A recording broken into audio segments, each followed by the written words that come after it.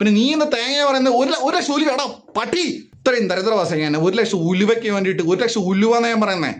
1 ലക്ഷം രൂപ എന്ന് പറഞ്ഞാൽ പുള്ളിക്ക് അങ്ങനെ വലിയ സംഭവമല്ല. പക്ഷെ 1 ലക്ഷം രൂപയ്ക്ക് 60 പുതിയ പിള്ളേർ ഇറക്കിയ സിനിമ കണ്ടിട്ടുണ്ടോ? ചെറുപ്പം തൊട്ട് ബോഡി ഷേമും കളിയാക്കലും കിട്ടി കോൺഫിഡൻസ് നഷ്ടപ്പെട്ട നായകൻ ഇപ്പൊ അഡൾട്ടായി. പക്ഷെ പുള്ളിക്ക് അറിയില്ല എന്താ ചെയ്യേണ്ടതെന്ന്. അങ്ങനെ പുള്ളിയെ 4ാം ക്ലാസ്സിൽ ആദ്യമായിട്ട് കളിയാക്കി തുടങ്ങി ഒരുത്തനുണ്ട്. അവനെ പോയി കാണുന്നു. അവനാണ് ഈ കാര്യങ്ങളൊക്കെ നേരിട്ട് പറഞ്ഞപ്പോൾ അവൻ സോറി പറഞ്ഞടാ, അറിയാതെ പറ്റിയല്ലേ.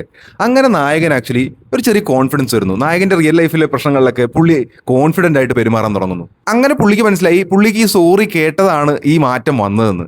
അങ്ങനെ പുള്ളിക്ക് ഈ സോറി കേൾക്കൽ ഒരു ഹരമായി മാറി. അങ്ങനെ പുള്ളി പഴയ എല്ലാ ആൾക്കാരും പോയി തിരിച്ചു പിടിക്കുന്നു, സോറി പിടിച്ചു മേടിക്കാൻ തുടങ്ങി. അങ്ങനെ പുള്ളിക്ക് കിക്കായി. പിന്നെ ഇടയ്ക്ക് സിനിമ സൈക്കോ പടമാവുമെന്ന് നോക്കും. പടം തുടങ്ങുമ്പോൾ ഭയങ്കര ഫണ്ണാണ്, ഭയങ്കര കുറുക്കിയാണ്, പടം ഭയങ്കര ക്യൂട്ടാണ്. പടം കുറച്ച് കഴിയുമ്പോൾ സൈക്കോ ആവും. പിന്നെ കുറച്ച് നേരം കഴിയുമ്പോൾ ഭയങ്കര ഇമോഷണലാവും. പിന്നെ ഈ പടം അങ്ങ് ഒരു രസത്തിലങ്ങ് പോവുക.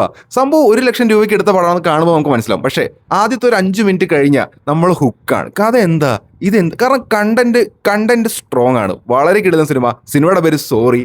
ആൻഡ് അമേസിങ് പെർഫോമൻസ് ആണെങ്കിലും ശരി, എഡിറ്റ്സ് ഒക്കെ ലൈക്ക് ഒരു രക്ഷയില്ല. Direction so good. Independent cinematic speak എന്ന് തന്നെ പറയണം. Sorry so good. യൂട്യൂബിൽ അവൈലബിൾ ആണ്, ഫ്രീ ആണ്. നിങ്ങൾ കാണുക, ഇഷ്ടപ്പെട്ട് കഴിഞ്ഞാൽ കമന്റ് ചെയ്യുക, നിങ്ങളുടെ ഫ്രണ്ട്സിനോട് ഷെയർ ചെയ്യുക. ബിക്കോസ് ഇത് ഈ പറഞ്ഞ പോലെ ഒരുപാട് ഹൈപ്പുള്ള, ഒരുപാട് വലിയ നെപ്പോ ആൾക്കാരൊന്നും ഉണ്ടാക്കിയ സിനിമയല്ല. നമ്മളെപ്പോലെ ഒരു സാധാരണ മനുഷ്യരുണ്ടാക്കിയ സിനിമയാണ്. അതുകൊണ്ട് തന്നെ സിനിമ ഇപ്പോൾ 4000K ഒക്കെ ആയിട്ടുള്ളൂ. പക്ഷേ I believe it deserves more. ഒരുപാട്.